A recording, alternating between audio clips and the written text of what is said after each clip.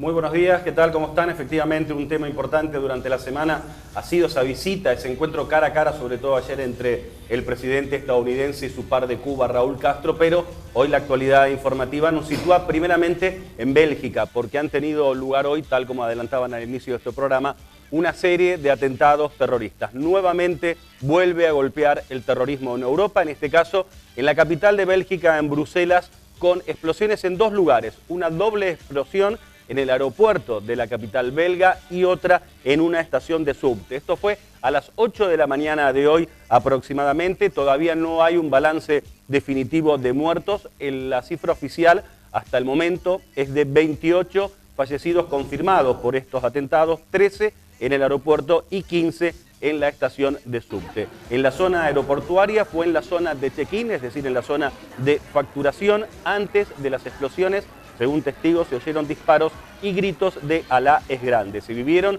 como están viendo, escenas de pánico en el aeropuerto con cientos de personas saliendo de la estación aérea. En el subte, el atentado tuvo lugar, la explosión, en la estación de Malbec, cerca del Parlamento de Bélgica y de la sede de la Unión Europea, con una detonación dentro de uno de los vagones del subte. Se trata de atentados suicidas. Fueron encontrados en el aeropuerto 2 cinturones con explosivos de la persona o de las personas que se inmolaron en este ataque, que todavía a estas horas todavía no fue reivindicado. Ante esto, Bélgica elevó al máximo, al nivel 4, su nivel de alerta y paralizó todo el sistema de transportes de Bélgica. Cerraron el aeropuerto, el subte, las estaciones de tren y no circulan los colectivos. Además, hay un gran despliegue también en las fronteras belgas. También subieron el nivel de alerta ante esto por precaución otros países como Francia, España, Alemania, Holanda y Dinamarca. Esta serie de atentados que sacude a Bélgica, que teme todavía a estas horas que pueda haber algún otro ataque, se produjeron 4 días después de que fuera detenido en Bruselas, precisamente, Saleh Abdeslam, el autor logístico del atentado de noviembre en París. No se descarta que estos atentados de hoy tengan relación con esa detención de Saleh Abdeslam en Bruselas, como decíamos, el pasado viernes, autor de aquellos ataques terroristas en París que fueron reivindicados por el Estado Islámico, aunque en este caso de Bélgica todavía no han sido reivindicados por nadie estos atentados. Cambiamos de tema, pero también hablamos de otro ataque terrorista, en este caso que tuvo lugar en Turquía, concretamente en su capital turística, en Estambul, donde hubo 4 muertos tras una explosión en una zona comercial del centro de esa ciudad. Este atentado se produjo 6 días después de otro ataque que tuvo lugar también en Ankara, que dejó 35 muertos y que en ese caso había sido adjudicado al Partido de los Trabajadores del Kurdistán, un grupo secesionista que quiere crear el Estado de Kurdistán. Como decíamos, este atentado suicida del sábado en Estambul, Turquía, dejó 4 muertos. Vamos a hablar ahora sí de ese otro tema importante de la semana, la visita del presidente Barack Obama a Cuba. Estuvo así 4 días y el punto cúlmine fue su cara a cara con su par cubano, con Raúl Castro, un encuentro histórico después de 50 años de tensiones entre ambos países y de relaciones diplomáticas rotas. Ese cara a cara tuvo lugar ayer en el Palacio de la Revolución en La Habana. Fue el tercer encuentro en menos de un año entre Obama y Raúl Castro, pero el primero en Cuba en esta visita histórica del presidente estadounidense. Así lo estamos viendo en el arribo a la isla caribeña. En este encuentro de ayer, Raúl Castro le pidió a Obama levantar el bloqueo económico a Cuba. También le pidió que Estados Unidos devuelva a la isla la base naval de Guantánamo. Castro calificó las medidas tomadas hasta ahora por Europa como positivas pero insuficientes. Hubo manifestaciones también de protesta durante la visita del presidente estadounidense, como están viendo.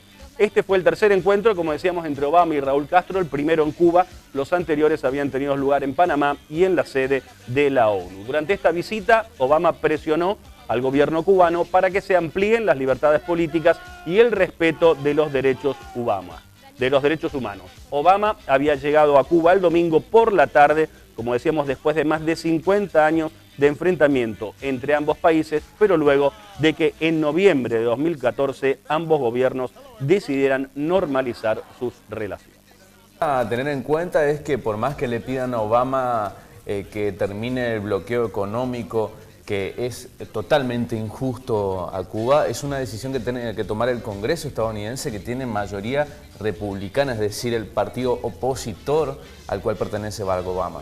Efectivamente, la voluntad del presidente estadounidense es levantar ese bloqueo progresivamente, pero puede contar precisamente con ese escollo, puede tener el escollo de los legisladores, donde no tendría mayoría la idea de levantar el bloqueo económico a Cuba, así que eso todavía es algo que está en veremos. Y algo que pasó también ahí en la conferencia de prensa cuando estaban ambos presidentes, es que en un momento le plantearon a Castro sobre los presos políticos y él dijo, tráigame una lista y los libero. Efectivamente, fue un periodista estadounidense quien habló de presos políticos. Raúl Castro le respondió que no hay presos políticos y que si el periodista sabía de alguno que le dé el nombre, y dijo inmediatamente va a ser liberado. No hubo respuesta del periodista ante ese planteo del presidente cubano.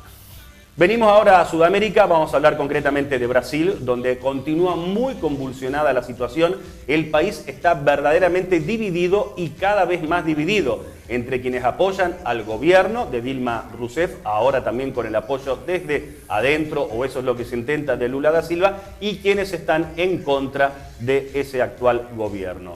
El miércoles, Lula da Silva fue nombrado jefe de gabinete por parte de Dilma Rousseff y eso hizo aumentar las tensiones en el vecino país.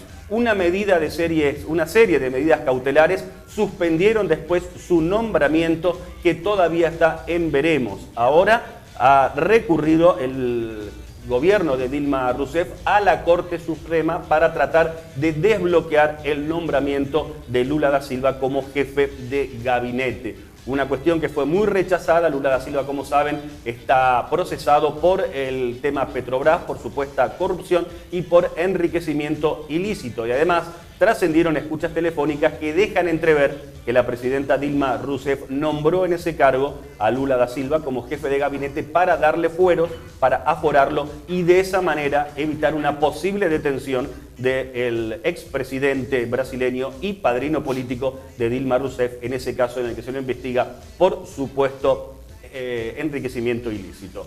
Como decíamos, el gobierno recurrió a la Corte Suprema para que deje sin efecto las medidas judiciales que impiden asumir a Lula como jefe de gabinete, y habrá que ver ahora qué decisión toma la Corte. Mientras tanto, hubo multitudinarias manifestaciones en contra y a favor del gobierno. A su vez, el viernes, la Cámara de Diputados realizó la primera de las 15 sesiones previstas para resolver si abre o archiva el pedido de juicio político contra la presidenta. Se le acusa a Dilma Rousseff de haber manipulado cuentas públicas para disimular el déficit fiscal. Este proceso debería estar resuelto en alrededor de unos 30 días. Mientras tanto, todos los días, cada jornada, hay manifestaciones, como estamos viendo, en las calles de Brasil, tanto a favor como en contra del actual gobierno, en una crisis que se agrava con ese telón de fondo del escándalo de corrupción en la petrolera estatal Petrobras por el pago de coimas a funcionarios políticos.